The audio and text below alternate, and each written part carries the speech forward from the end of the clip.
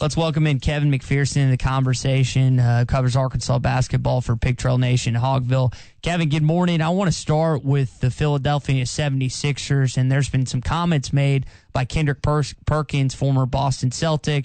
He was a part of the Oklahoma City Thunder and some other basketball teams. He is very high on Mr. Mason Jones and is urging the 76ers to select him with the 21st pick in the first round. What are your thoughts on Mason Jones potentially ending up on Daryl Morey's new team? Wow. I mean, first of all, to land in the first round, who would have ever dreamed Mason Jones coming out of Connor State JUCO a couple of years ago would be, finding his way into the first round of the NBA draft that quickly, if ever. He had one more season of eligibility. Look, Mason Jones is a guy that has continued to raise the bar on expectations. He's bet on himself. He believes in himself. The whole Breakfast Club last year in year one of Eric Musselman, the transformation with his body, doing what he did in the SEC, that was a once-in-a-generation kind of season. When you look at 9 30-point games, a couple of 40-plus, leading scoring, leading the nation in free throws attempted, transition. I mean, here's a guy that, really Arkansas has had some great players. But his co-SEC Player of the Year came with being the first Razorback ever to lead the league in scoring. And then he had a really big combine workout just a couple of weeks ago where he put up some of the best numbers when they compared combine numbers. Was done a little differently this year. Obviously, they didn't bring everybody to one place. People did it at various NBA City sites as part of that pandemic response. But I think Mason Jones is a guy that's been really mostly in the conversation, guys, for middle second round, maybe early second round, maybe late second round. First round, that means there's a team that believes, and, Philadelphia's got pieces. We know that. We know what they've got. We'll see what they do to rebuild, but Mason Jones is a guy that's an alpha. And I know there are NBA teams, and I talk to scouts who tell me we love guys who believe in themselves and have that little cocky edge. That's Mason Jones.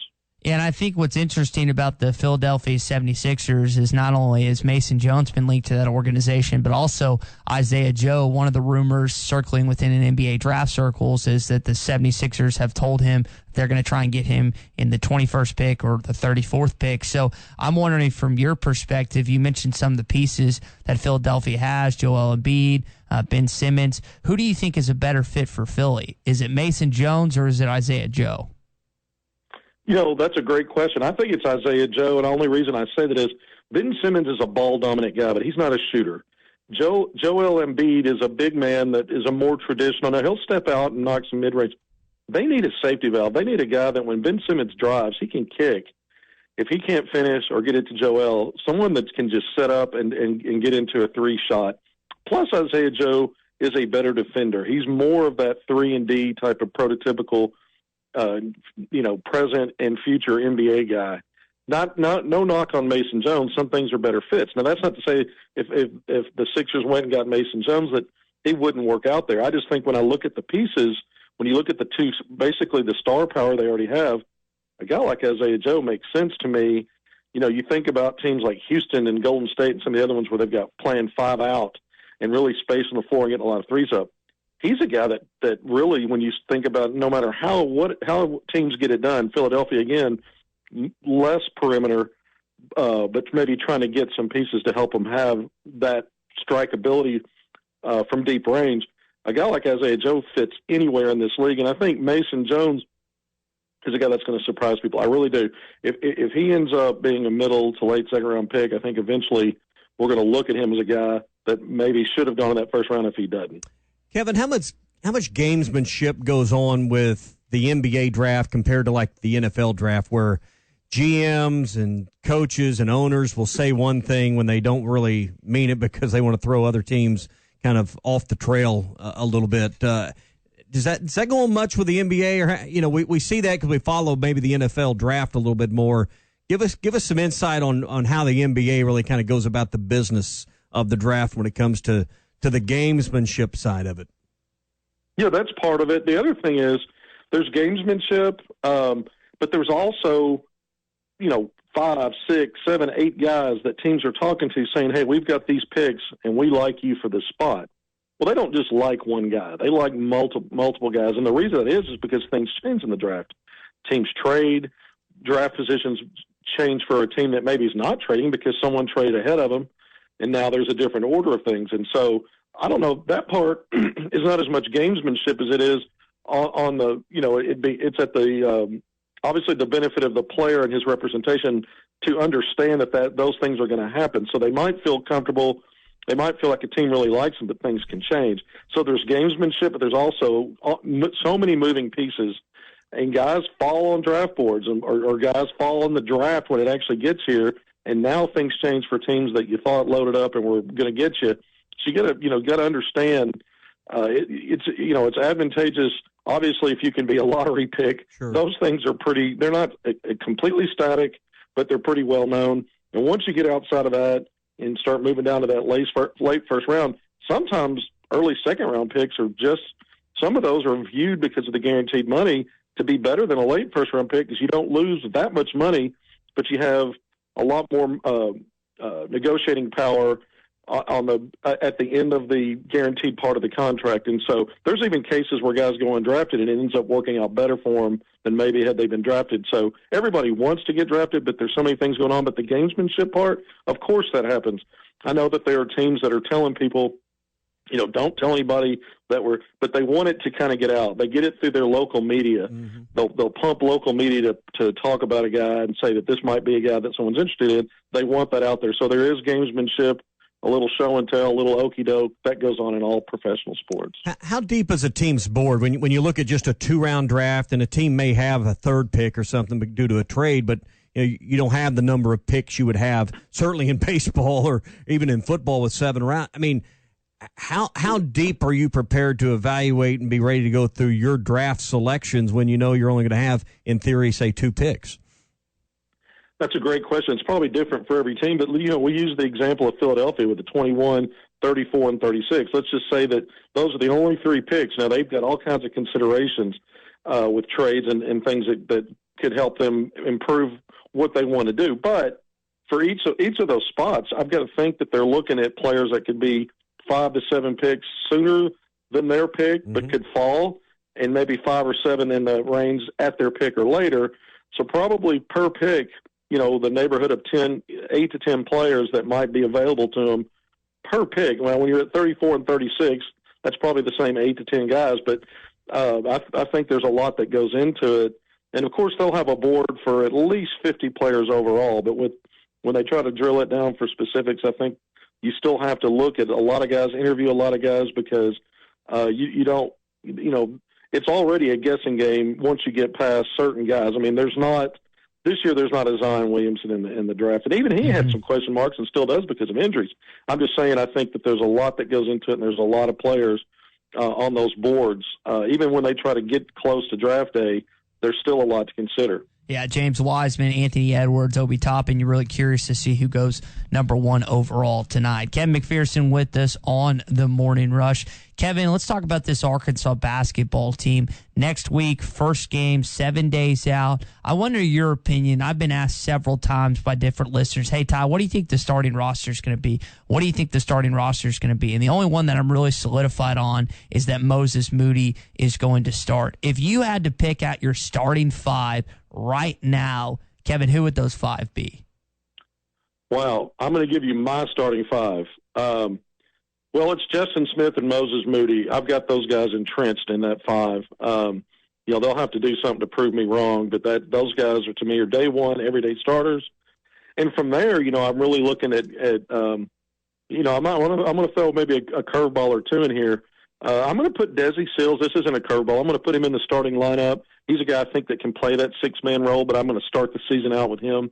So I think that's, so those 3 for me. And then I'm going to do an or thing. Jalen Tate, I think, is the guy that's going to start. For me, it might be KK Robinson. So either one of those guys, probably going to see Jalen Tate, the senior grad transfer from Northern Kentucky. He had a good red-white game, by the way, as did KK. And then at the next spot, and I'm going to call it the 5 spot, you could go, we'll probably see Vance Jackson Jr. on opening night, but for me, it's Jalen Williams. So, I've got 3 freshmen in my starting lineup effectively: KK Robinson, Moses Moody, Jalen Williams, along with Justin Smith and Desi Sills. Okay, that's interesting. And I wonder, I was curious with the freshmen coming in who would play, who would not. And I know Connor Vanover's dealt with some injury concerns and stuff. But to me, KK Robinson, watching him play against collegiate competition, I know it's just a red-white game, but Kevin, that guy can jump out of the gym and he gets after you defensively.